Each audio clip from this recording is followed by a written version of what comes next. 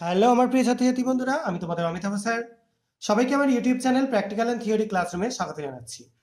আজকে আমরা এখানে একটা আয়রনের স্যাম্পল নিয়ে নিয়েছি।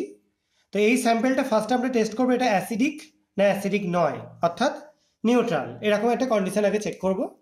তো ফার্স্টে আমরা কিছুটা কার্বনের স্যাম্পলের মধ্যে দিয়ে দিচ্ছি। দেখতে পাচ্ছ এভারভেসেন্স উঠছে, তার মানে সল্টটা ডেফিনেটলি একটা অ্যাসিডিক সল্ট ছিল।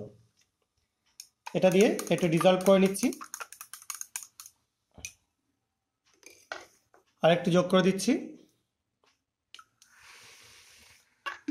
মিটে গেল। সবাই নিশ্চয়ই বুঝতে পেরেছ যে সল্টটা অ্যাসিডিক ছিল। এবার আমরা এই সল্টটায় আয়রন কি স্টেটে আছে সেটা একবার দেখে নেব। অর্থাৎ আয়রন এখানে +2 স্টেটে আছে না +3 স্টেটে আছে। তো আমরা এখান থেকে কিছুটা এর মধ্যে ঢেলে নিচ্ছি।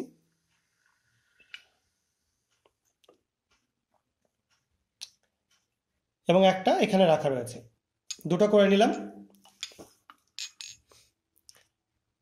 প্রথমে আমরা একই রকম বর্ণের একটা তরল পটাশিয়াম ফেরোসায়ানাইড সলিউশন যোগ করে দিচ্ছি একটার মধ্যে। দেখো আয়রন যে আছে এটা এখান থেকে মোটামুটি কনফার্ম হওয়া যায়, কিন্তু কোন স্টেট আছে এটা থেকে কিন্তু বুঝতে পারবে না। এটার কালার নিশ্চয়ই সবাই দেখতে পাচ্ছ বা বুঝতে পারছো। এবং এটার মধ্যে আমরা যোগ করে দেবো কিছুটা অ্যামোনিয়াম থায়োসায়ানেট সলিউশন। দেখো যোগ করার সঙ্গে সঙ্গে কি দেখতে পাচ্ছ, লাল হয়ে যাচ্ছে।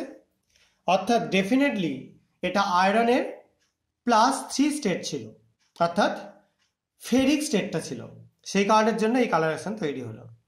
তোমরা সহজেই আয়রনের কোন স্টেট আছে এই এক্সপেরিমেন্টের থ্রু দিয়ে তোমরা চেক করতে পারবে, এবং স্যাম্পেলটায় অ্যাসিড আছে কিনা সেটা তোমরা বুঝতে পারবে যেরকম টেস্টটা দেখালাম তার থ্রু দিয়ে। আশা করা যায় সবাই বুঝতে পেরেছো। কারো কোনো কনফিউশন থাকলে তোমরা কমেন্ট সেকশনে জানাতে পারো। এরকম ভিডিও ভালো লাগলে আমার চ্যানেলটা সাবস্ক্রাইব করো, ভিডিওগুলো লাইক এবং শেয়ার করে আমার পাশে থেকো। আজকের মতো এটুকুনি। সবাই খুব ভালো থাকবে, সাবধানে থাকবে। বাই।